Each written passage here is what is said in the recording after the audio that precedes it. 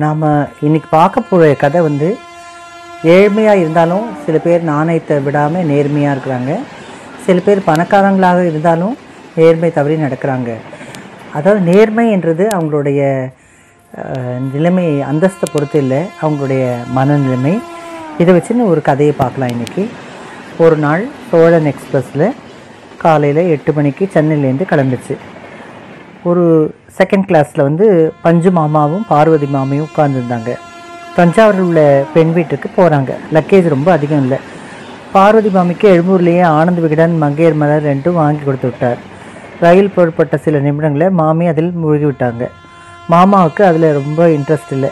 ஹெட்ஃபோனை காதில் போட்டுக்கொண்டு சில பாட்டெல்லாம் கேட்டிருந்தார், கச்சேரி அதெல்லாம். செங்கல்பட்டு தாண்டி வந்து வீட்டிலேருந்து கொண்டு வந்த மிளகாப்பொடி தழுவிய இட்லியும் சாப்பிட்டாச்சு. மாமிக்கு டிஃபனுக்கு அடுத்து காஃபி கொடுத்தால்தான் டிஃபன் சாப்பிட்டு திருப்தி ஆகும். காஃபி வந்தால் வாங்குங்க, நான் சித்த நேரம் விகடன் படிச்சுட்டு இருக்கேன். இந்த பேண்ட்ரி கார் நன்னா இருக்காது, திண்டிவனம் ஸ்டேஷனில் வாங்கலாம், சரியா? வண்டி திண்டிவனத்தை அடையும் போது மணி 9:50. வண்டி பிளாட்பாரத்தை அடையும் போது தயாராக வாசலுக்கு போனார். நல்ல வேலையாக ரெடியாக காஃபி வெண்டார். ஓட ஆள் வந்தான். 2 காஃபி கொடுப்பா.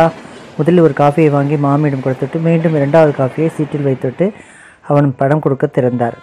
ஒரு 200 ரூபாய் நோட்டு தான் இருந்தது. அதை அவனிடம் கொடுத்தார். சார் 20 ரூபாய் கொடுங்க சார். சில்லறே இல்லை. இல்லையேப்பா. அவன் பாக்கியை கொடுக்க தன் பாக்கெட்டை துழவினான். அதுக்குள்ளே வண்டி புறப்பட்டுருச்சு. பாக்கெட்டை துழாவிக்கொண்டே வண்டியின் பின் ஓடி வந்தான். அதற்குள் வண்டி பிளாட்ஃபார்ம் எல்லையே கடந்து விட்டது. அதற்கு மேல் அவனால் ஓடி வர முடியவில்லை. பஞ்சு மாமா சீட்டுக்கு வந்து ஒன்றும் நடக்காது போல் காப்பியை உறிஞ்சி குடிக்க ஆரம்பித்தார். எல்லாவற்றையும் மாமி பார்த்துருந்தாங்க. என்ன 200 ரூபாய் போச்சா? ஆமாம். அதுக்கு என்ன இப்போது? யாராவது அவங்ககிட்ட 200 ரூபாய் கொடுப்பாங்களா? அவன் பாக்கி தர ட்ரை பண்ணான். அதுக்குள்ளே வண்டி கிளம்பிடுச்சு. அதுக்கு அவன் என்ன பண்ணுவான் பாவம்? போதுமே, நீங்கள் அவனை போய் நம்புறீங்களே பாருங்கள். அங்கே தான் உங்கள் அசட்டுத்தனம் நிற்குது. அவன் என்ன வேணும்னு ஏமாத்தினான்னு சொல்கிறியா?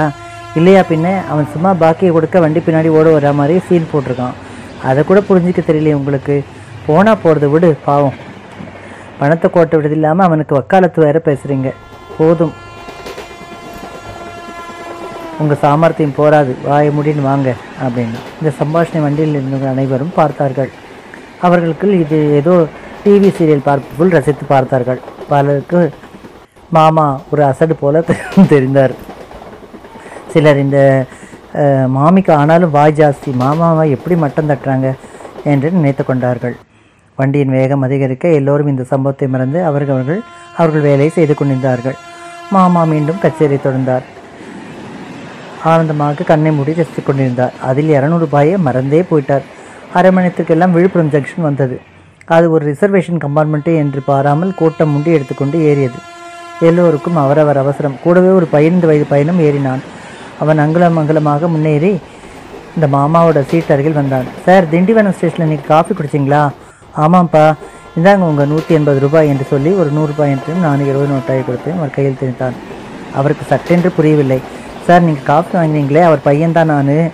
இது சகஜமாக நடக்கிற செயல் தான் சார். திண்டிவனத்தில் ட்ரெயின் 1 நிமிஷம் தான் நிற்கும். அதனால் சில பேருக்கு பாக்கி சேஞ்ச் கொடுக்க முடியாமல் போயிடும். தினமும் கொஞ்சம் பணத்தோடு விழுப்புரம் வந்து விடுவேன். அப்பா திண்டிவனத்தில் ட்ரெயினில் புறப்பட்ட உடனே ஃபோன் பண்ணி கம்பார்ட்மெண்ட் விவரம் சொல்வார். நான் இங்கே ஏறி பாக்கி சில்லறை கொடுத்துட்டு பன்ருட்டில் இறங்கி விழுப்புரம் போயிடுவேன் சார் என்றார் அந்த பையன். உங்கள் அப்பா ஃபோன் நம்பரை கொடுப்பா. இதோ சார். உங்கள் பையன் என் பாக்கி 180 ரூபாய் கொடுத்துட்டான். ஆனால் நான் பேசுகிறதுல அதுக்காக இல்லை, அவனுக்கு நேர்மையை நீங்கள் கற்றுக் கொடுத்துருக்கீங்க பாருங்கள். உங்களை நான் ரொம்ப பாராட்டுறேன் என்றார். ரொம்ப நன்றிங்க சாமி. நான் 5ஆம் கிளாஸ் தான் படித்தேன். ஆனால் இந்த நேர்மையை முழுக்க உணர்க்கிறதுனால தான் நான் நிம்மதியான வாழ்க்கை நடத்த முடியுதுங்க. அதனால் என் 2 பசங்களுக்கும் சொல்லிக் கொடுத்துருக்கேன். பஞ்சு மாமாவுக்கு நெஞ்சமெல்லாம் இருந்தது. கண்களில் நீருடன் அந்த பையனை தட்டி கொடுத்தார். எல்லோரையும் எப்போதும் ஏமாற்றுவதில்லை. நம்மை சுற்றி நல்லவர்களும் இருக்கத்தான் செய்தார்கள் என்பதை நாம் உணர்ந்து கொள்வோம். இந்த கதையை நீதி படிச்சிங்களா? இது மாதிரி நம்ம வாழ்க்கையில் பல பேரை சந்திக்கிறோம். எல்லோரும் நல்லவர்களே. சந்தர்ப்ப சூழ்நிலை சில பேர் தவறு செய்கிறாங்க. இருந்தாலும் யாரையும் ஏமாற்ற விரும்புவதில்லை. வாழ்க்கை வளமுடன். நல்லவராக இருங்க, வாழ்க்கையில் வெற்றி இருங்க.